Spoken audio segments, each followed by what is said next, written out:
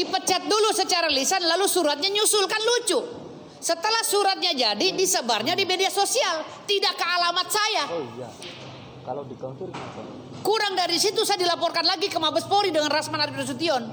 Kurang puas mereka memecat kami, dilaporin lagi ke Mabes Polri dengan pasal remeh-temeh contempt of court yang belum bisa dilaksanakan tahun 2026. Ini pengangkangan hak asasi manusia terhadap kami sebagai advokat yang memegang teguh amanah Fiat Justice Ruat Kulum. Bahkan sampai saat ini saya belum pernah mencabut kuasa saya dan saya belum pernah mundur dari kuasa Rasman. Saya tetap teguh dengan segala ancaman-ancaman yang menerpa. Kemana lagi saya harus minta perlindungan? Kalau ketua Mahkamah Agungnya saja sudah terhipnotis dengan kata-kata si Hotman. 15 detik ya real. Kalau bikin full gitu harganya. Mau jadi apa ini negara ini? Sekelas ketua Mahkamah Agung aja mendengarkan kata Hotman Paris. Gimana? Tidak lagi mendengarkan kata presiden. Tapi katanya Temponya 2 hari loh saya. channel itu Begitu videonya Hotman dibikin, 2 hari saya dipecat. YouTube. Lalu 4 hari surat saya keluar. Gajinya. Surat pemberhentian saya dari Mahkamah Agung keluar pembekuannya. Dan keluarnya melalui media sosial. Siapa yang menyebarkan ini? Handle banyak. Saya tidak terima ini. Apa ribet? Surat pemberhentian saya dari Mahkamah Agung, dari Pengadilan Tinggi disebar di media sosial. Gila nggak di negara? Enggak.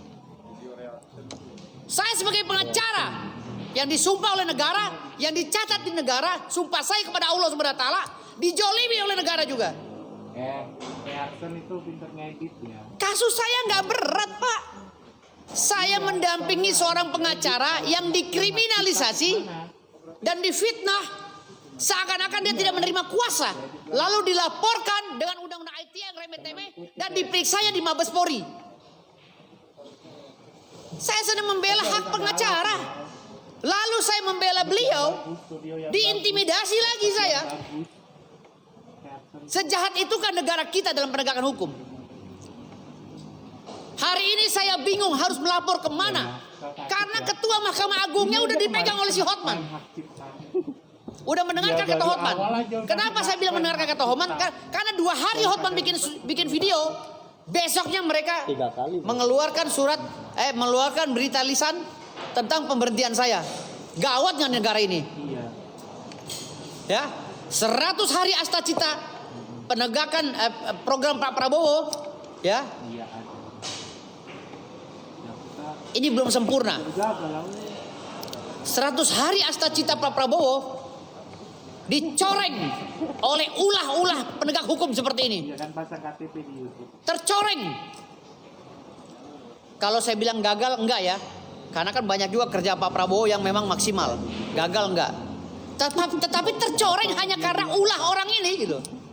Malah mau di-upload. Yang terkesan mengendalikan seluruh sistem hukum di Indonesia. Bayangkan pasal 27 diperiksanya di Mabes. Lalu di dalam persidangan kami ditekan, seakan-akan ditekan oleh hakim. Lalu kami protes tidak boleh, dibilang contempt of court. Saya naik ke meja itu, Pak, bukan karena saya sengaja. Tidak sengaja karena melihat ya, klien kami itu dianiaya oleh 2 orang yang pakai batik. Lalu masuk lagi orang yang memprovokasi pakai baju toga. Setelah saya lihat ternyata jaksa. Ribut. Ini ribut. Bang Hotman mau dipukul. Ribut. Yang mau mukul siapa? Kalaupun pukul-pukulan Hotman Paris dengan Rasman, laporin lagi aja, kan itu urusan mereka. Ngapain jaksa berulah seperti Pamdal?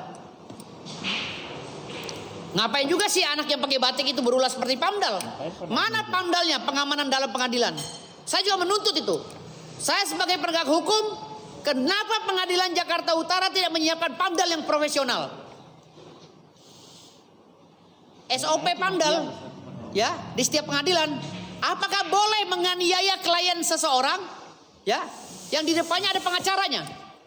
Apakah boleh penganiayaan dilakukan oleh Pamdal pengadilan di hadapan terhadap klien si pengacara di hadapan pengacaranya? Apakah boleh? Apakah SOP Pamdal itu harus menganiaya klien orang?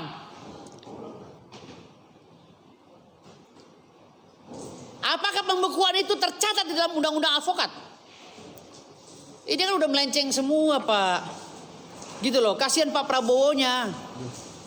Pak Prabowo lagi gaung-gaungnya, masyarakat ini lagi percaya sama Pak Prabowo, tiba-tiba aja ada seorang oknum pengacara ya diduga menyetir semua proses ini. Hei Pak, jangan munafik Pak. Ya, kejadian ini secara psikolog kita bisa menilai.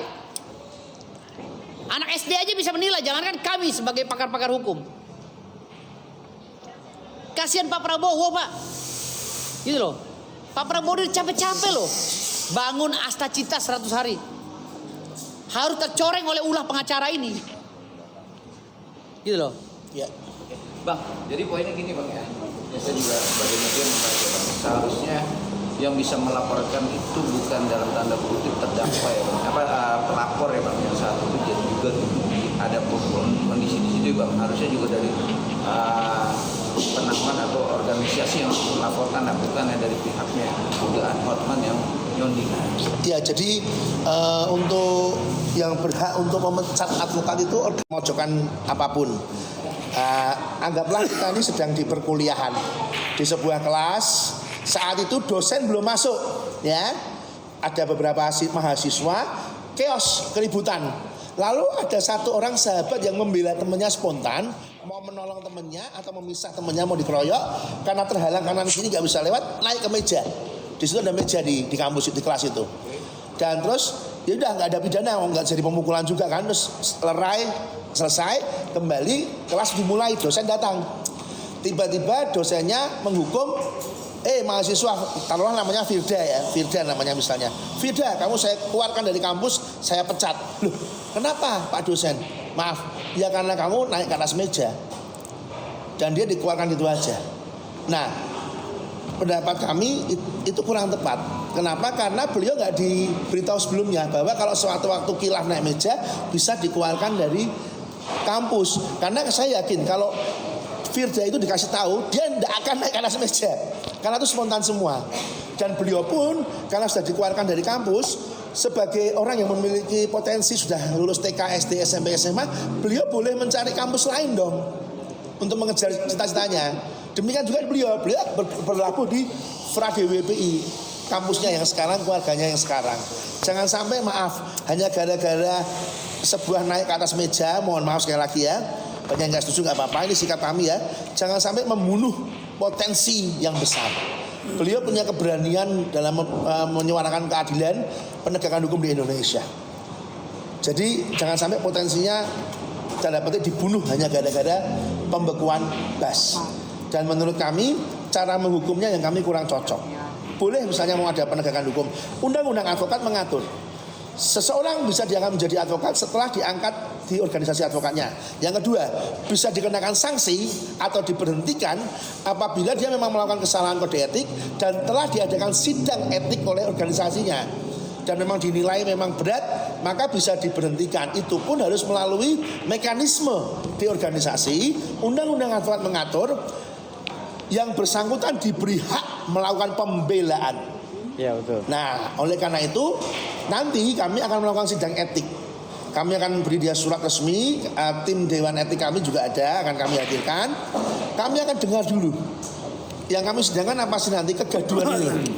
Kami akan dengar dulu pembelaannya apa secara resmi. Di situ nanti kami akan bersidang, kami akan tentukan apakah menurut organisasi kami ada pelanggaran kode etik atau tidak.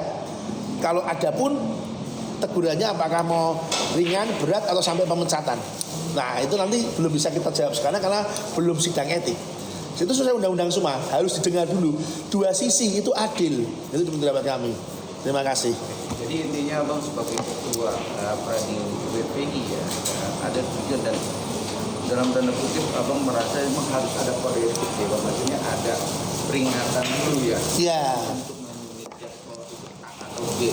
Iya. Itu untuk memutuskan bahwa Bang Firdaus itu bersalah atau enggak ya Bang? Iya betul. Gimana Bang? Nah, analogi lagi ya. Ini mohon maaf sebelumnya lagi. Taruhlah profesi saya itu driver. Bertahun-tahun saya hanya driver, nggak punya skill lain. Ya, suatu ketika hidup pikuk di lingkungan ada kisruh, saya menolong teman saya nih, spontan naik aras meja lagi. Tahu-tahu dapat hukuman SIM kamu dicabut seumur hidup. Wah, itu kan saya susah karena tidak bisa berprofesi lagi. Itulah pembekuan BAS itu mempersulit profesi beliau karena lawyer itu kan profesi utamanya kan litigasi, bersidang. Seperti ikan tempatnya habitatnya akuarium, tiba-tiba ikannya diambil taruh di darat. Itu yang terjadi ketika BAS dibekukan, itu seperti ikan ditaruh di darat menurut kami. Jadi intinya abang menyayangkan. Sangat menyayangkan, dan ini kan maaf ya, dapur beliau kan jadi ditutup menurut kami. Bahkan maaf ya, beliau ini kan hidup itu kan saudara-saudara, ini kan kertas putih ya. Ketika ada coretan, ya itu kan coretan itu ya naik meja itu loh. Tapi jangan lupa masih banyak putihnya juga setiap manusia itu. Hanya gara-gara coretan satu ditutuplah dapur beliau, mata pencahariannya. Padahal di dalam dia ada keluarga yang harus dinafkahi, ada staf, karyawan, ada banyak orang yang hidupnya bergantung melalui beliau. Bagaimana nasibnya ke depan kalau seperti itu mendadak sepihak dan kesalahannya segini, hukumannya terlalu besar menurut saya. Jadi misalnya ada yang salah pun, tetapi hukumannya itu harus ada mekanisme yang jelas, patokan. Jadi hal kecil tapi hukumannya berat sekali kalau menurut kami, tiba-tiba nggak bisa kerja gitu. Itu pendapat kami. Terima kasih. Gimana Bang Firdaus, support atau memang sudah bergabung dengan radio WiFi sendiri dan mengasih saran dan tepat dalam kesalahan yang kita anggap harus ada kode etik dulu dan kenapa? Gimana tanggapan? Jadi terima kasih. Saya ini kan pengacara yang lumayan disegani lah ya di Indonesia ya. Dan diakui oleh beberapa orang juga saya pengacara cerdas kan gitu. Dan kompetensi saya itu ya sebagai pengacara cerdas dan disegani akan saya pertaruhkan di tengah-tengah keputusan yang kalau saya bilang goblok ya salah, antara keputusan yang keliru gitu ya. Jadi keputusan yang keliru ini jangan dijadikan alat dan dilegalkan yang keliru ini sehingga kedepannya nanti semuanya menjadi keliru, gitu ya, menjadi keliru. Kenapa saya bilang menjadi keliru? Karena hal yang nggak ada itu jangan diada-ada.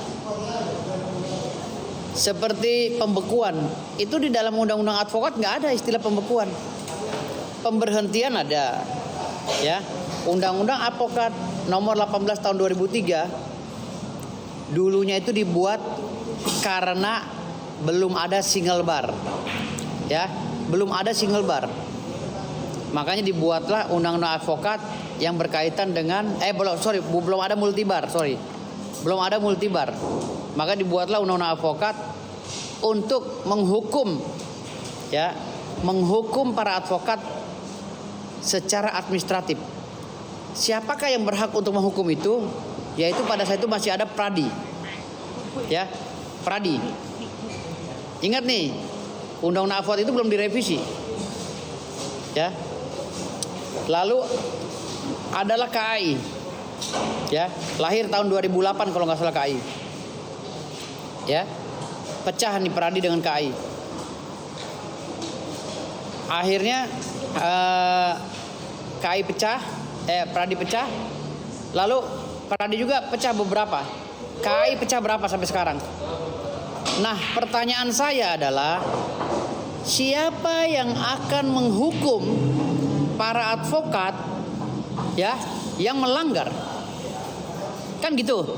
Siapa yang akan menghukum? Sementara advokat sekarang ini sudah multibar. Dulu kan single bar, ya. Sekarang multibar. Semua advokat itu ada 94 organisasi. Lantas siapakah yang berhak untuk menghukum advokat? Ya, saya kupas nih secara komprehensif. Yang menghukumnya tentunya adalah organisasinya dengan memberikan sanksi administratif. Apa itu? 1, sidang etik. Pertama teguran 1, teguran 2, baru sidang etik. Kalau dianggap agak berat, sidang etik. Hukuman sidang etik itu diberhentikan sementara, bukan dicabut ya, diberhentikan sementara dalam jangka waktu yang disepakati sesuai dengan pertimbangan-pertimbangan. Selain itu tidak ada hukuman dengan istilah-istilah baru sekarang ini, pembekuan. Nah, hal-hal yang tidak tercatat dan tertulis ini akan sangat melanggar sekali dengan tujuan hukum dibentuk. Gitu loh. Tidak ada istilah pembekuan di dalam Undang-Undang 18 tahun 2003. Apalagi pada tanggal 10 saya sudah masuk ke organisasi Feradi WPI. Surat saya baru keluar tanggal 11. Siapa yang menyidangkan saya secara etik? Nggak ada. Makanya besok Feradi WPI yang akan menyidangkan. Kalau KAI, jangankan sidang, surat pemberhentian saya saja katanya dibilang pecat, belum nyampe ke kantor saya. Malah lebih beredar di media sosial. Dan saya akan mengambil tindakan hukum kalau seandainya nanti saya udah buntu. Ya. Termasuk kepada Pengadilan Tinggi Banten. Kenapa menyebar surat pembekuan saya ke media sosial? Apakah saya nggak punya kantor? Saya ini kan pengacara terkenal, kantor saya jelas di website. Siapa yang nggak tahu M. Firdaus Oyobo SN Partner? Apa begitu kinerja lembaga tinggi negara memalukan seperti itu? Apa nggak ada lagi SDM yang bisa mengisi Mahkamah Agung dan Pengadilan Tinggi sehingga kerjanya nggak kacau kayak gini? Apa seperti itu negara kita? Apa mau seperti itu? Percuma dong Pak Prabowo keluar 100 hari Astacita, 100 hari Astacita. Tapi mana Astacitanya? Ya? Prabowo dia. Astacita itu apa sih? Selama 100 hari masih ada ketimbang-ketimbang seperti ini, masih ada mekanisme oportunitas. Ya, mekanisme yang lebih berpihak kepada penguasa atau kekuasaan. Mana kita membenahi negara ini 100 hari Astacita? Astacita 100 hari itu hanya mimpi kalau menurut saya. Kalau hukumnya masih begini, ini hal sepele loh. Hal sepele. Hal sepele, saya sampai disanksi mau dipenjara. Sebab segitu krusialkah saya yang tidak sengaja naik meja karena ingin, ya, karena terdorong oleh rasa militan saya, rasa empati saya terhadap klien saya. Saya naik ke meja dengan tidak sengaja, spontan karena di sininya sempit, ya, nggak bisa lewat. Segitukah hukuman yang saya dapati? Sampai-sampai saya ingin dipenjara. Salah apa saya? Saya ini bukan pelaku kejahatan. Seumur hidup saya tidak pernah berbuat kejahatan yang seperti ini yang dituduhkan kepada saya. Kalau kita berbicara masalah naik meja, mungkin para pihak belum pernah menonton ya beberapa video amatir ya yang mensiarkan beberapa peristiwa naik meja ya di negeri ini. Ini salah satu peristiwanya. Ini bahkan kasta pengadilannya di atas pengadilan lainnya. Kastanya lebih tinggi daripada pengadilan yang dinaungi oleh Mahkamah Agung, yaitu pengadilan Mahkamah Konstitusi. Nih, kita tonton bersama. Bisa dibayangkan, sekelas pengadilan Mahkamah Konstitusi saja bisa diinjek-injek begini mejanya. Dan ini terjadi, bos. Bentar. Dan ini terjadi, bos. Ini kita tonton bersama. Jangan kita tutup mata. Jadi hukum itu harus diterapkan secara adil. Gitu loh, adil berimbang. Teman lihat di handphone itu buka yang tadi. Wifi ya bisa enggak Isi wifi. Bukan wifi kan? Wifi-nya mana? Ya, itu. Pernah ke saya ya. Bukan pakai wifi.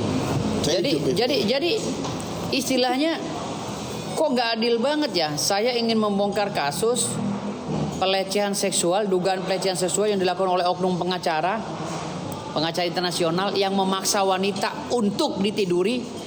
Lawyer juga ada yang nyambat hakim mukanya pakai gesper, ada. Ada juga seorang lawyer yang ngamuk-ngamuk di dalam meja persidangan pakai baju toga, ada. Ada semua referensinya. Kenapa ketika masalah ini berkaitan dengan si Hotman Paris kok jadi begitu berat? Bahkan baru 2 hari Hotman Paris mengumumkan ya agar saya berita acara sumpahnya dicabut, langsung dicabut tanpa proses Dibekukan. Ya langsung dibekukan tanpa proses sidang etik. Apakah Hotman Paris ini udah bisa mengatur negara? Hah? Setahu saya kan yang bisa mengatur negara calo kasus. Apakah saudara Hotman Paris ini bisa mengatur negara? Sehingga setingkat kelas Mahkamah Agung aja yang derajatnya di atas dari kami, harusnya ketua Mahkamah Agung itu dia netral dong. Bayangkan loh, suratnya begitu cepat. Ya.